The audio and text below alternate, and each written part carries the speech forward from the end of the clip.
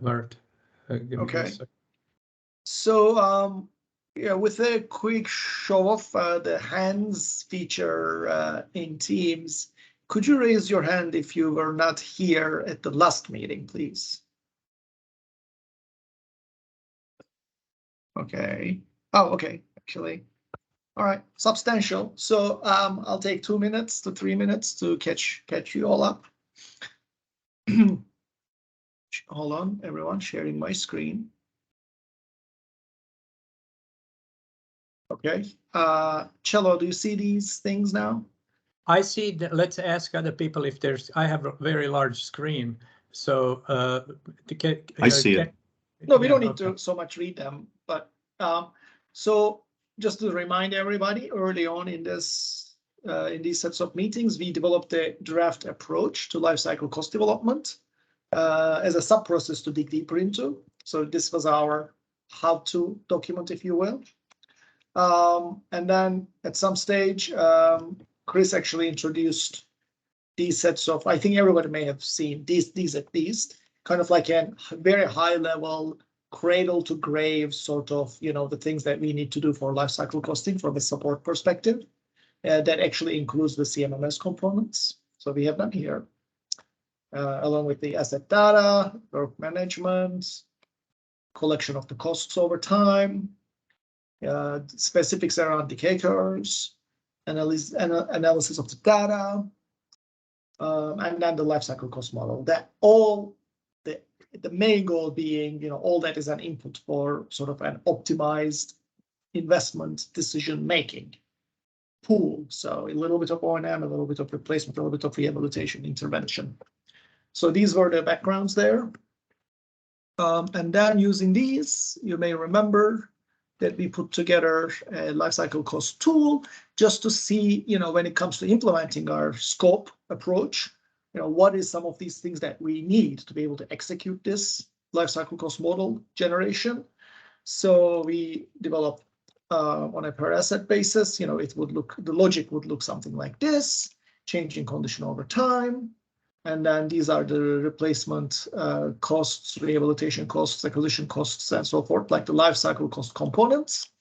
And then every year, basically, we incur some of these every year, depending on what kind of asset is it, preventive, corrective, predictive maintenance, and so forth. We talked about decay profiles of assets playing into percent life consumed estimates. And then we talked about condition rating also being related to the maintenance cost we assign to the assets as a percentage of replacement value.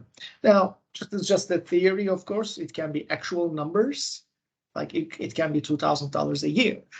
Or if we don't have that, we could come up with an estimate that is appropriate for our assets in the way we manage, operate, and maintain them. And then it could be 2,000 across the board every year, as long as the asset is functioning in today's dollars, or it could actually be increasing because as the asset ages, some assets will incur more cost. Anyway, so these are the backgrounds. So we took all these and then we developed a breakdown. Oh, actually, you know what? I forgot to open this. So don't worry about reading it, but this is from a few years ago, this is the workflow for asset management plan development. So as we were looking into this, most of the work happens in the swim lane. So we identified that management strategies play a role in lifecycle costing because we know what kind of strategies to include costs for. And we thought about maybe we could combine these two steps together anyway. And then we also talked about, asset replacement values obviously is important because, we don't have the data. They form the basis of some of our estimates as placeholders. And then risk and criticality is important because that is one of the inputs into figuring out what kind of activities we are going to do to what assets. If it's critical enough, expensive enough of an asset, for example, we may do predictive maintenance or it could be run to failure or something to that effect. So trying to focus on that management strategy and costing of the management strategy part the asset management plan development process. We developed this, and we talked about this last week. No, 2 weeks ago. I'm sorry, we meet bi-weekly. So this is the draft version in Visio for basically the individual steps involved in developing asset lifecycle costs that we reviewed as a team. I actually forgot these comments, so okay, good. Yeah. So replacement costs, or basically including the acquisition costs, etc. And then we basically stepped through this process, and we covered a good chunk of this last week.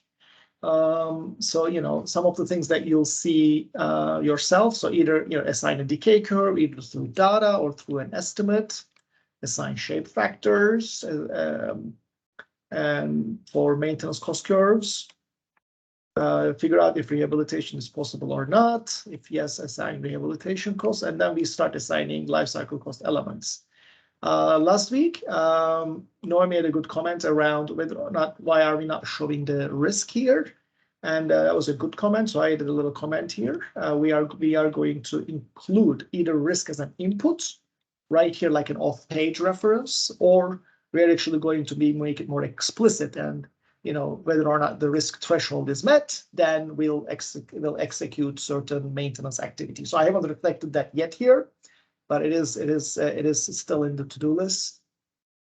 So last week we powered through. Is Naomi here today? Yeah. Yes. Okay, good. I know. Yeah. So thank you again for that comment from last week. I have not forgotten. So we had a few cycles here. So the first one was around the preventive maintenance costs. So whether or not we're tracking it or not. Let's do a calculation or do an estimate for it. So it can be an actual number or a percentage. So we talked about that. And then we assign a shape factor. And then next question is the same thing basically for corrective maintenance activities. Assign a shape factor, assign a number or a percentage of replacement value. Assign a number basically means that if you have the data, go and take a look at the last 3 or 5 years of corrective maintenance work orders and get the cost and see what we have been averaging for that asset. Obviously, we are not going to do it on an asset by asset basis. We need to write queries in our CMMS to be able to develop this for us. So if that exists, if the data exists, same thing for predictive maintenance. I actually am feeling like we made this risk comment Naomi made me think about, like, risk may be one thing, but like there may be other reasons to consider. Like it could be like other criteria we can consider whether or not an asset will be run to failure, perhaps because maybe it's cheap, it's low risk. So that could be like multiple criteria to choose from there. You do PM, you do no PM, there's just run to failure. But it is maybe low risk. But I guess low risk, it's high risk but cheap. Then we may want to do monitoring, but no corrective maintenance. So we just replace it before it gets to failure. So we may develop some criteria like that. But so Mert, I think when you do the criticality, well, I guess, yes, you go through your risk matrix, right? But you have to do the criticality analysis, and depending on the whether your asset is critical or not, right? You kind of figure out whether you run to failure or do whatever those steps. But I think I forget right now, but I think there is a way you can have like a numerical thing, right, assigned to each one of your assets that can be a little more excuse me, that can automate this type of the analysis, right? Yeah, totally. I actually think it is a short, small, not too complicated business logic. So and I don't personally I don't like to use numbers for risk so much, but I use like extreme or high in the risk matrix. But yeah, the questions I think would be is the risk high or extreme or high or above, and then is the asset also we could say something like like we can ask questions around lead time. You could ask questions about health and safety aspects of failure. we could ask about like, you know, cost of failure. So there would be these criteria. And then if it satisfies this one, but not that one, you know, it could be like, okay, no need to do PM, but we got to do predictive maintenance, and before it fails, we got to replace. You know, like whatever that combination is ultimately.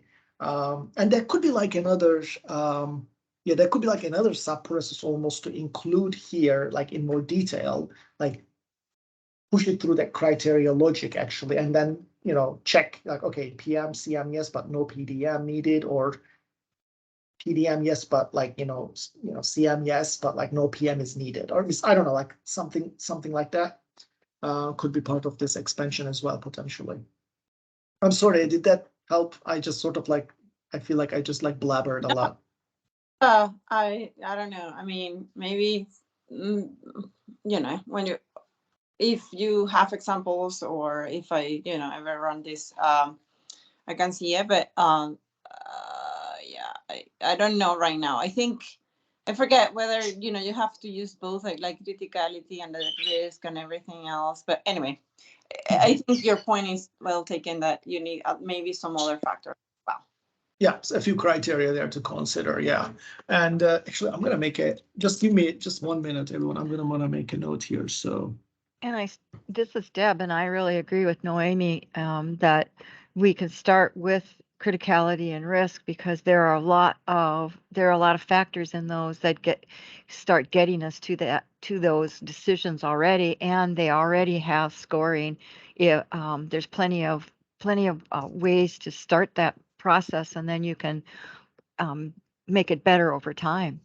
Oh, absolutely. I totally agree there. And now also, you know, I think about this in terms of, you know, how we have like a priority score in most maintenance management systems, which is not necessarily equal to a, you know, like a consequence of failure rating. But, you know, I think both of those things, plus things like availability of spare parts, or like the lead times, or the need to be able to do, you know, whether or not you actually need to consider, you know, design conditions, something like a redesign need or something to that effect. They all would play a role in that decision. And Cello, you came online because you wanted to say something, or you just want to participate with camera? Well, I just wanted to say, in the chat line, I included a link to a case study on enterprise risk from the UAIM project, the last year of the UAIM project. We haven't been working on it for a year, but there may be some interesting things for you. This is posted to our knowledge base, and it is not about asset risk necessarily, but it's about enterprise risk. It was done by Washington Suburban Sanitary Commission, our member. And just wanted to say that the link is there. And if you're interested, Noemi, maybe you can check it out. Yeah, thank you. Last thing I want to say to kind of prove your point, Mert, or kind of is that, for example, you know, if one of our problems that we have for our facilities is that, you know, if we have a large pump, right, like a submersible pump that is super big, one of our biggest, right, and you need a part, and you need to have, you know, to buy a spare part that you don't have in inventory, and we don't have a way to purchase anything than $10,000. So you have to kind of create a contract that takes time, right? You cannot all source it, because the city is very kind of, no, you have to be 10,000 is our cutoff too, I think, for our, you know, POs, get POs at 3 coats. Yeah. You're correct. So just to prove your point that there may be some other factors that, you know, like spare parts are not available and you need it now. And, you know, how do you deal with this situation if it's, but anyway, yeah. Yeah, you know, this is kind of outside this discussion, but it goes towards the risk and RCM discussion a little bit. But this reminded me, you know, there was a treatment plant I worked as a consultant at, and they had a screw for removing the dried biosolids for disposal. up to a silo. And that screw, for whatever reason, like, it just comes, like, gets manufactured and comes over from Germany, and it takes like 6 months to get it. And I'm like, hey, like, you or your engineer should have told you to, like, keep a spare for this, so you can just install it, or basically just use another, more generically available, auger, like screw auger option there. I mean, 6 months. I mean, that's half a year of having to manually move the biosolids up to the silo if you had to, like, do it that way. So these are, important considerations. Okay, so this was the maintenance side of the equation.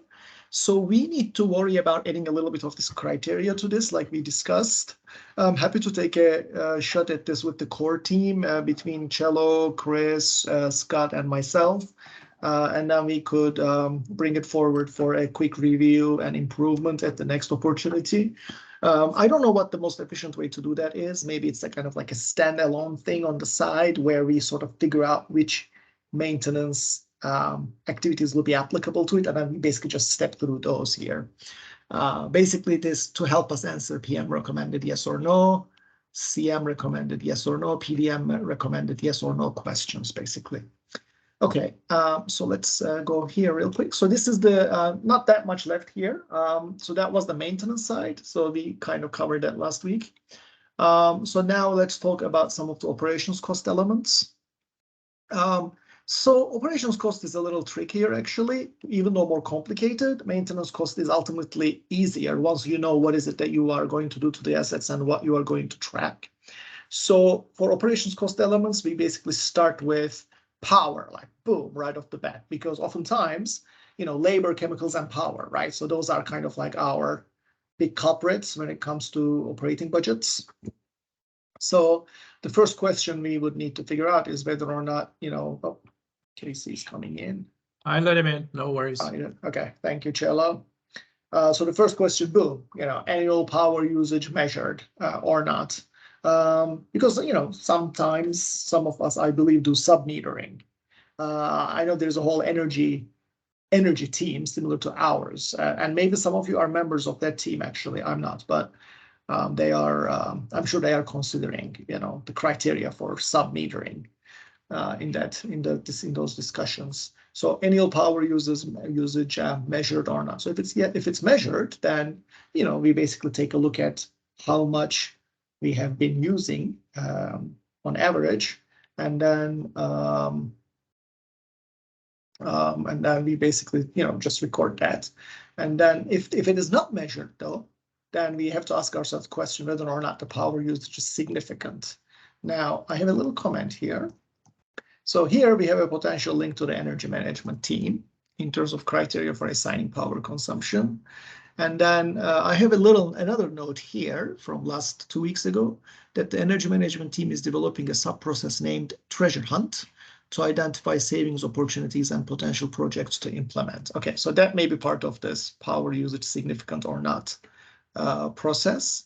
I was actually initially thinking to answer this power usage significant or not. It's a matter of run hours. It's a matter of the horsepower on the assets that can actually help us figure this out. Deb, go ahead, please. Just real quickly on that, since they are pulling something together, will we then eventually be able to, because I think that might then help us with, one of our sub processes that we might do to pull costs together. So eventually, I'm guessing we're going to interact with them and see what they've got. Yes. So are you asking about specifically, it's like a process that you're working on over at Metropolitan, or regarding specific to our AM process here? Specific to this process, but I mean, that's a great thought because we do have someone who's involved in that team. And so thinking about how do we couple that, what they're doing with what we want to do in a sub process to get costs. So tomorrow, actually, they have their bi-weekly meeting. So I'm going to spend about 15 to 20 minutes there to cover basically what we put out so far into this life cycle cost calculation space. So I'm going to be giving them a little bit of a, hey, this is what we are putting forward. This is where we think there is some potential alignment.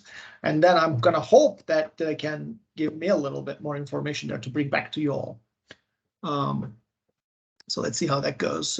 Fingers crossed. But this is the actually, I'm going to want to add another comment here. Actually, can I add one comment to the comments? No, I don't. Maybe I can write it like this. So significance can be subject. No, okay. Significance depends on kW and run hours.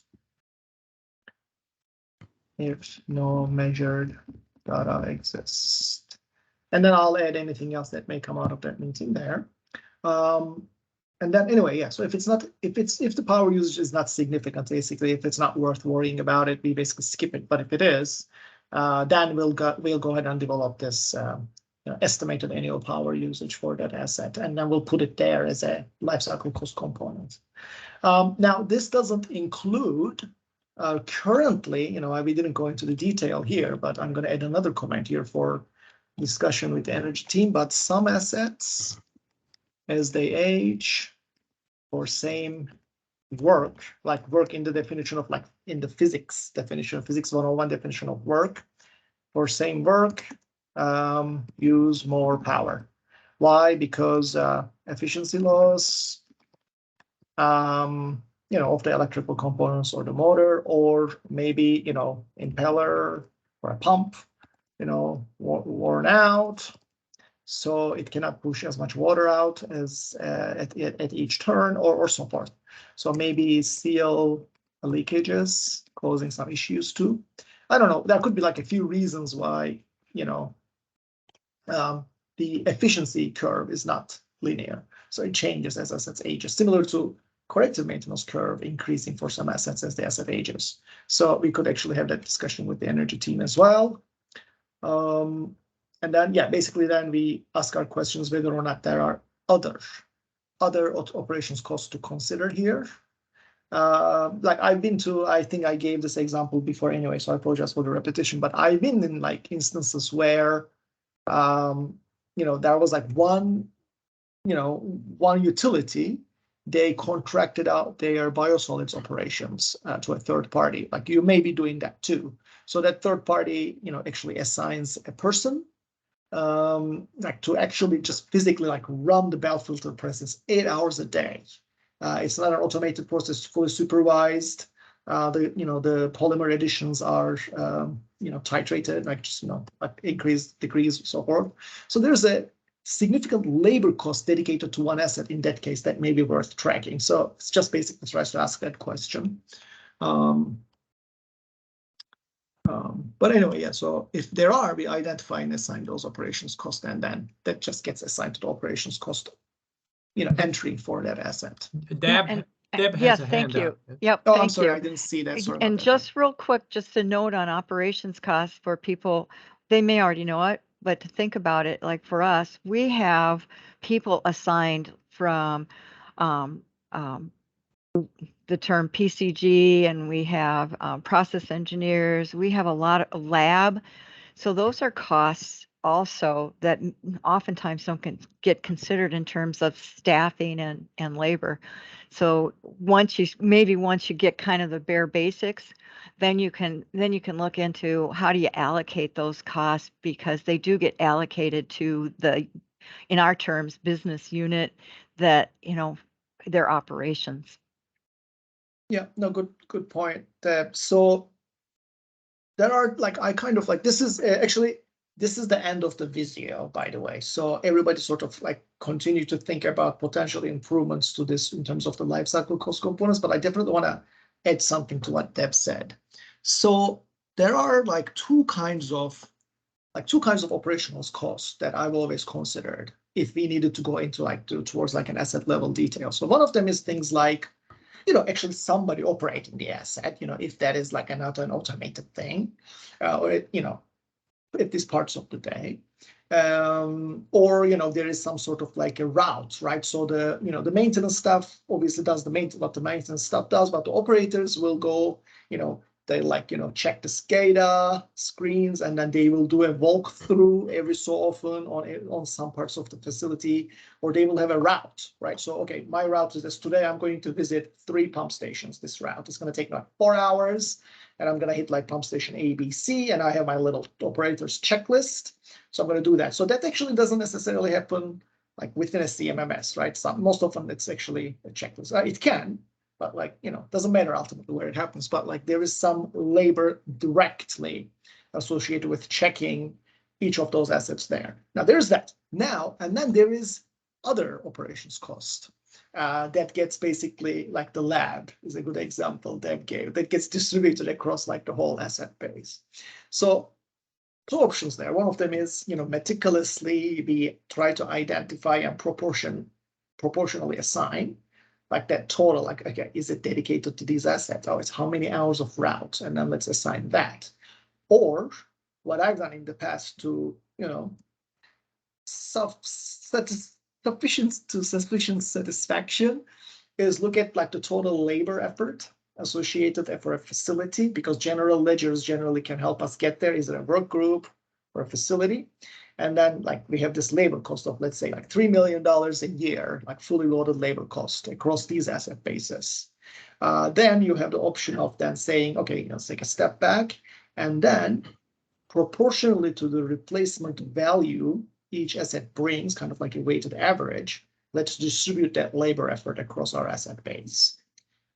It's not perfect, obviously, but it is a proxy to distribute that proportionally. And now you can add the power, now you can add the chemical costs to that mixture as well. Obviously, to the assets that use power, to the assets that use the chemicals in that case. So that was like one way that I had done on labor cost assignments. One other level iteration there is that, instead of applying it, directly proportional to the replacement values of the assets, like take the total operation labor cost distributed across the replacement values as a weighted average, actually use the asset type, asset category, I should say, that's the term I prefer, around civil, mechanical, electrical, and instrumentation, and then use almost like a secondary weighting factor around that. Because like if you have this concrete tank or this big silo, which kind of like a civil asset with like no or very little moving parts, the asset is expensive, but it doesn't take a lot of labor to operate it. So you can actually adjust things a little bit. So instead of like a replacement value being the decider, it's replacement value adjusted by a factor for asset category. So a mechanical asset will incur a higher, an electrical mechanical asset will incur a higher operations cost, but maybe not a big concrete, aerobic digestion tank or something like that. So there are ways that those are the things that I've done. I don't know how that jives with you all, but it's an idea that I have used in the past.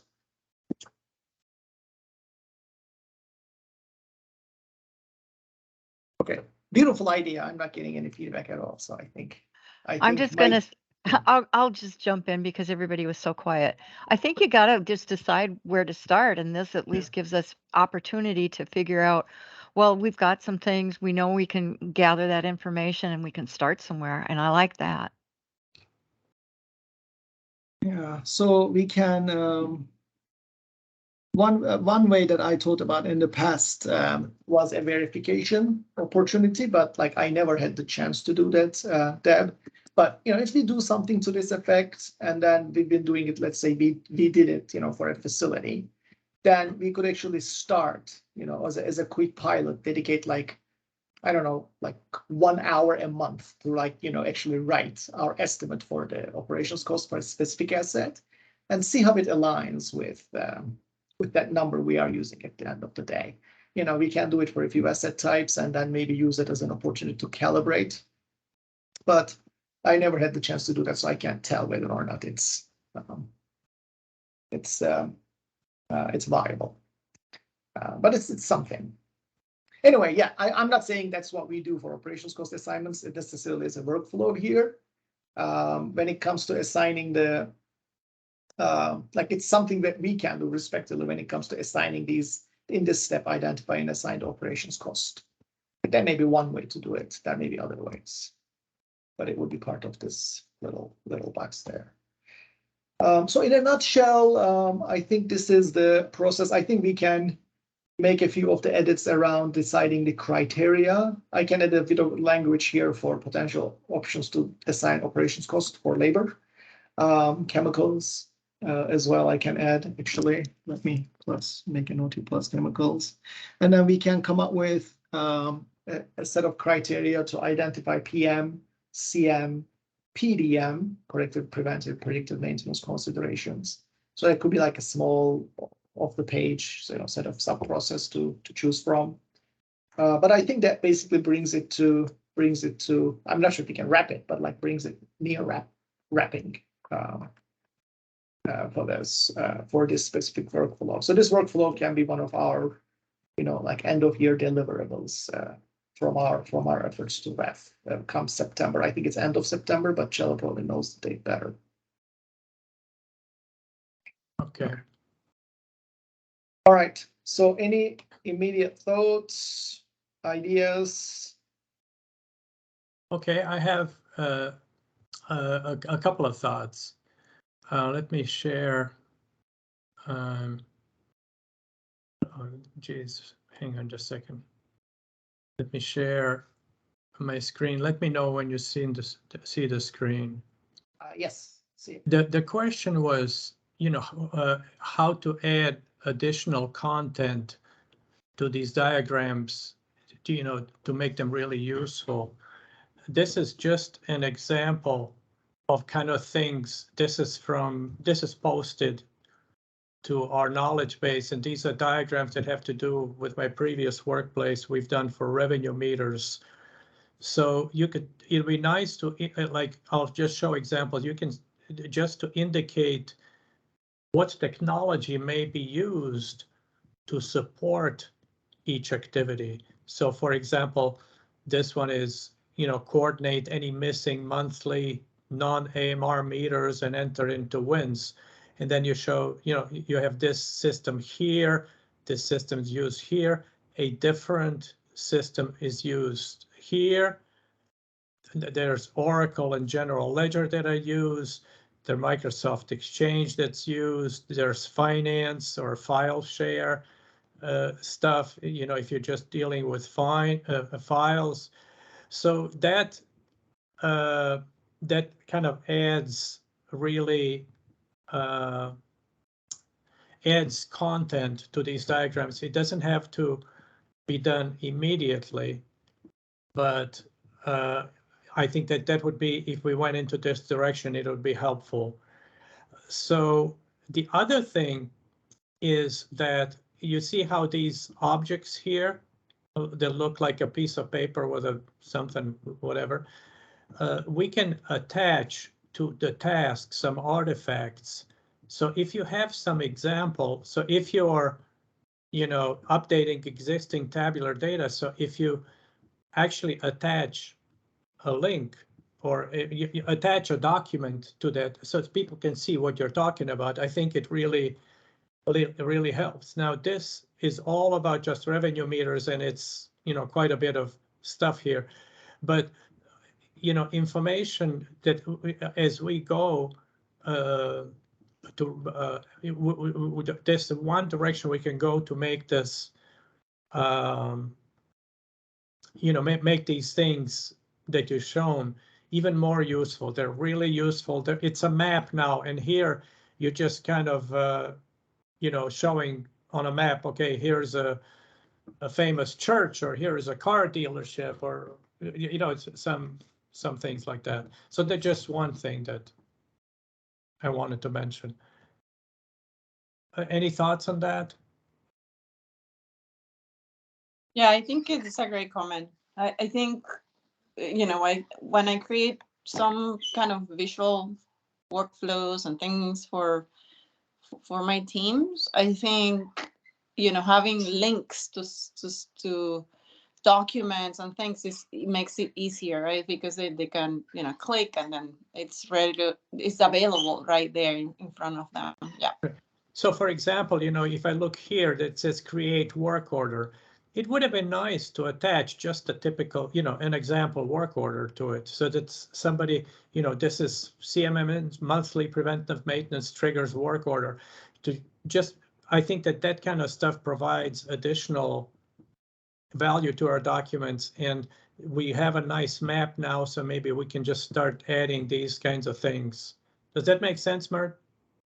It does, yeah. I'll make a note to see if we have opportunities like that, and maybe I can even have a quick document like a description of operations cost assignments or something, right? Yeah, Something because like you know, you shared with us some spreadsheets and stuff like that. So if you attach that spreadsheet to something, or you attach different example that you have have them in your databases or files. So when we talk about, let's say, some risk matrix or whatever it is, it'd be nice to kind of include examples. I want to just stop for a second before I move on to see what, you know, how people feel about that.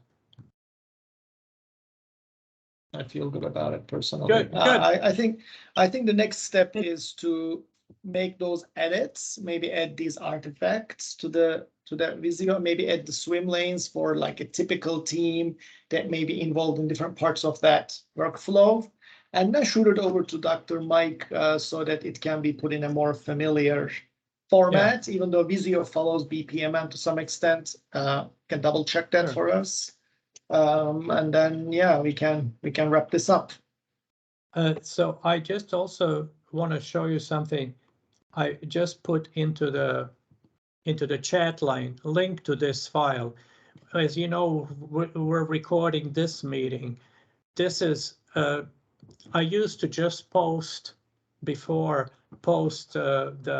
recordings of our meetings to folders that we had separate folders for each of the meetings. Like, you know, I would have a separate folder for this specific meeting, and then I would put it. But what I've done in the last couple of weeks, I moved pretty much, I think, all the videos to YouTube, to my YouTube channel. So this is a link to this spreadsheet. So if you can do me a huge favor, I can see that somebody already got in. I can see here what, you know,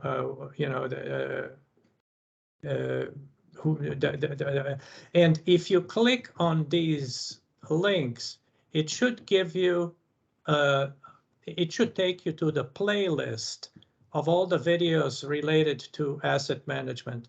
So this time it is posted in the knowledge base, so we don't have to, after each meeting, say, okay, you can find the video here. You can just go and look at any of the topics or initiatives that we have and look at the history of videos and meetings. So make everything more accessible. Just it's not public, right, Stu? Because it is. So like open to everybody, because my face is not. I don't have my makeup on. Well, I know, but I think one thing we have in common, Mert, is that both of us have a face for the radio, and I don't think people are going to be terribly offended because we didn't wear our makeup. But sorry, I'll stop. Sorry, no, for interrupting you. This, I mean, should we save the link? Because if we save the document, then we lose. Wait, I don't understand. So these links they're not going to change. Can we save the document? I guess that's the question. What I'm saying is these are just for the videos. Okay. These are just the playlist of videos and recordings. Okay. That you can go and review. So the best thing would be is, let's say that you are going to look at the asset management more often. You could just click on it and then add it to your favorites. But then you can also have the link that I put into the chat line that takes you to this file. You can put that link into your favorites, and that time so that you just click once and you get directly into this spreadsheet, and then you can look at any of the videos that you want. So you could put it into your browser, add it to your browser. Okay, thank you. I subscribe to your channel. Well, great, excellent. So just wanted to mention that so I don't forget. The other thing that I wanted to mention is I got some, not really flack, or criticism, but maybe it was, people felt that the previous sort of overall map of the methodology was kind of overwhelming. So we've done some work to simplify it. So this is a simplified version. It's also posted to our knowledge base, and it basically shows the overall steps in the methodology, and then focuses on different parts, like on the part in the upper left corner. What does this mean? On the part that if you just want to do people assessment, what you would do. If you just want to look at assessment of process on technology, or if you want to understand what these steps are. So we've been trying to, or for example, this step of assessment of technology and business process, as you can see here, they're part of the same spreadsheet, but this further explains what kind of information we are gathering at each step. Any questions about that? So this is intended to support, but one of the things that we are, where is that slide? Okay, one of the things that we're going to try to do is integrate the technology aspect also into all the pilots, and we can see that this Portland BES defined condition assessment of pumps and motors.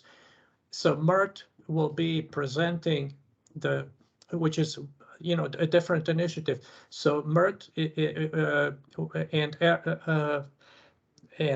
Chris and Eric, who's the lead from Great Lakes on the energy management, Mert will speak at the energy meeting tomorrow. So we're going to try to define something that's in common or of interest for more than one initiative, to see how to effectively build examples and case studies that are more holistic and integrative. So I'll stop here and see if people have questions.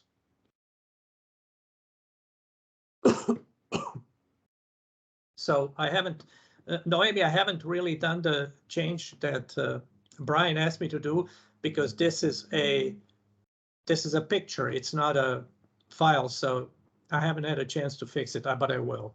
He asked me to take take the asset decommissioning and replace it, the employee probation process with that. I just haven't had a chance to do it, and I can't do it directly in here. I have to go to a different file and all that. So I'm not ignoring comments. I just haven't been able to do it.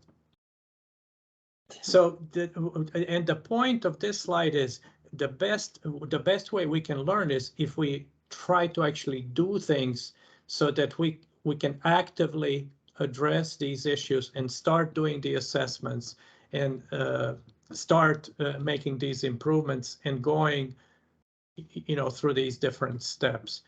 And I've been setting up calls individually with utilities to see what kind of support they need from the program team in order to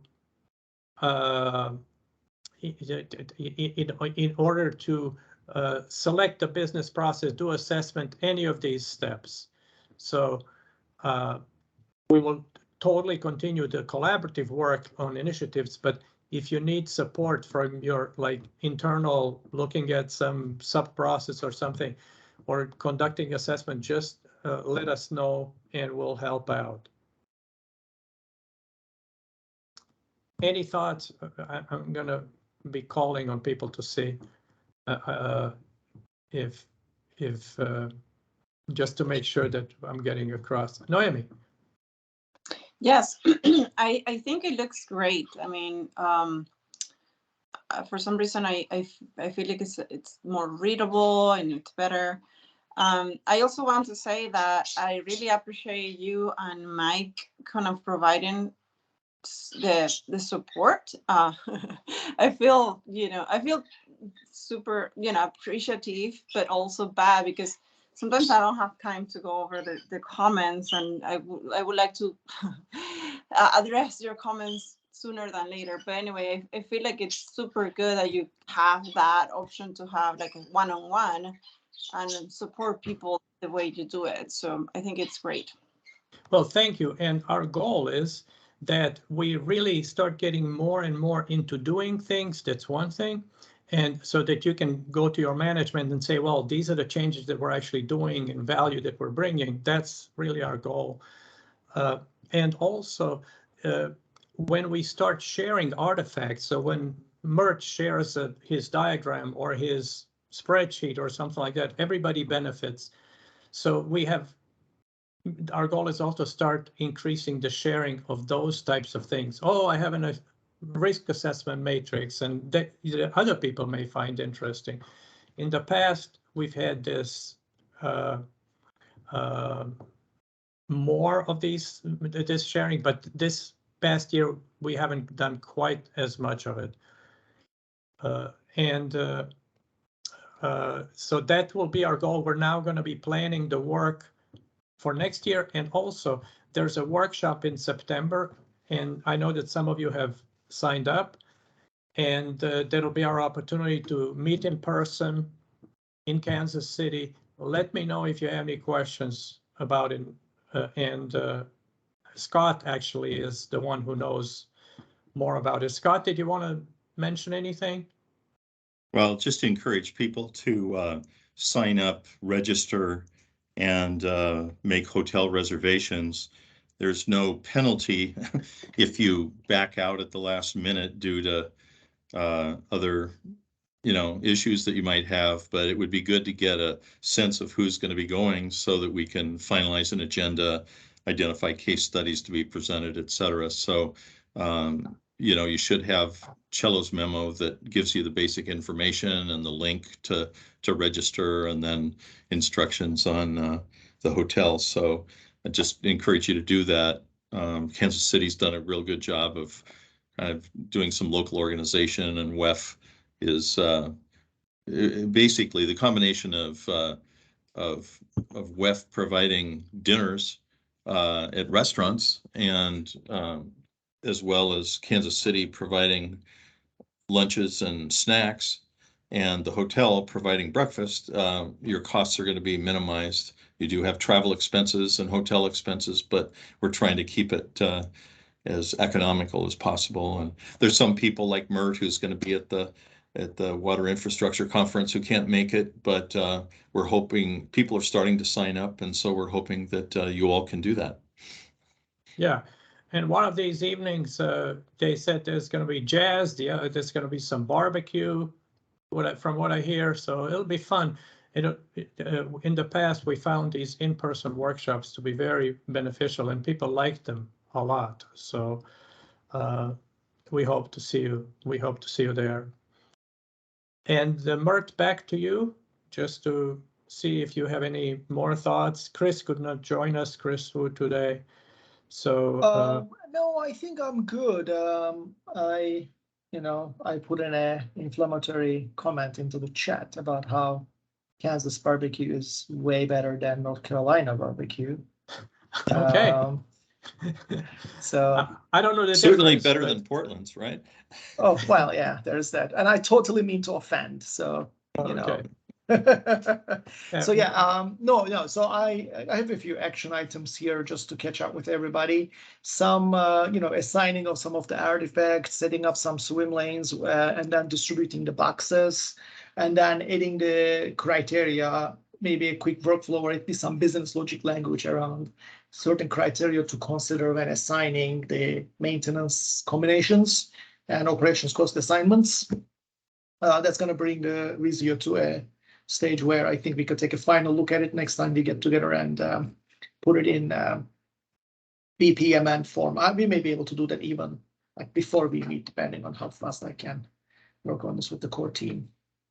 Yes. I think that will bring it to a nice packaged conclusion, and then we'll add our things, including the workflow, including like the artifacts we developed as our deliverable at the end of September. Okay. Scott has a hand up. Well, just, I don't know, Mert, if you were going to cover this, but we're looking at the month of August also to begin planning for the next fiscal year that starts in September. And of course, at the workshop, we'll have the opportunity for breakout sessions for teams to, further develop it. But in August, we're going to be asking this team and other teams and participants to indicate what their interests are for next year so that we're being responsive. And that applies to the asset management risk team as well as others. Yeah, and I'm looking forward to actually, that was that list, I think Mark mentioned in the all hands about like, these are the topics to, I guess, entertain for next year. So that may be good to, once that's out, we can work off that a little bit too. Yep. Okay. We're almost at the top of the hour. Any other thoughts before we stop the recording?